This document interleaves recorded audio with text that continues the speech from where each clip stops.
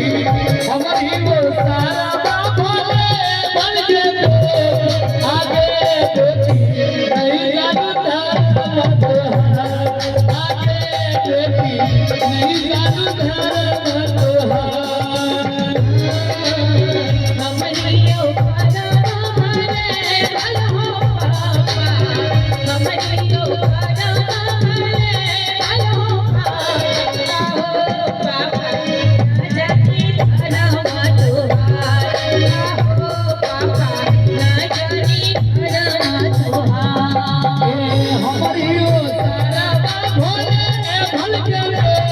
हमारी वो सारा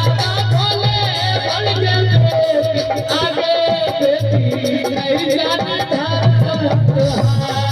आगे बेटी नहीं जानता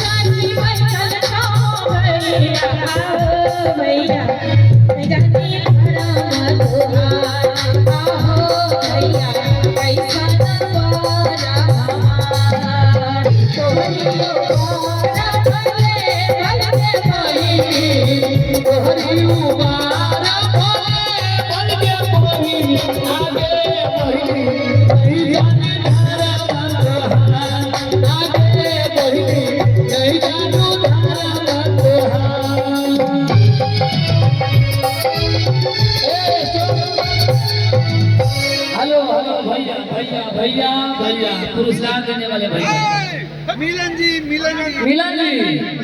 हेलो हेलो हेलो मिलन जी नजदीकी आइए मिलिए पहले आपको ये लक्ष्मी जी लग रहा है हेलो आपको लक्ष्मी जी लग रहा है हम ऐसा सुना क्या बात है हमारी वो सारा भोले बन के हमारी वो सारा भोले बन के आगे